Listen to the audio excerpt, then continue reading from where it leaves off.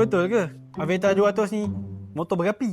Ini dia, Aveta Nova 200. Motor ni didatangkan dengan 183cc, 18 horsepower dan 17.6 Nm of torque.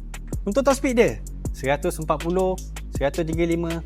Tengok cara kawan joki macam mana lah. Tapi kalau aku 16. Untuk looks, Aveta Nova 200 ni banyak perubahan daripada Aveta Nova 160. Untuk dia punya rekaan sangat futuristik, sangat cantik. Ada winglet lagi. So korang tengok pula dia punya seat. Siap ada backrest dan seat dia lagi lembut. Best buy. Untuk bahagian suspension dia pula, yang depan dia bagi teleskopik. Belakang ada dual shock absorber. Dan untuk disc dia pula, depan dan belakang ada ABS tau, 2 channel dan juga TCS. Untuk meter dia pula, dia menggunakan meter LCD tau.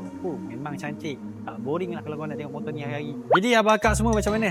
Suka tak dengan Aveta Nova 200 ni? Macam biasalah, kalau kata berminat dengan motor ni, tekan beg biru dekat bawah. Kita cuba dekat WhatsApp. Ciao.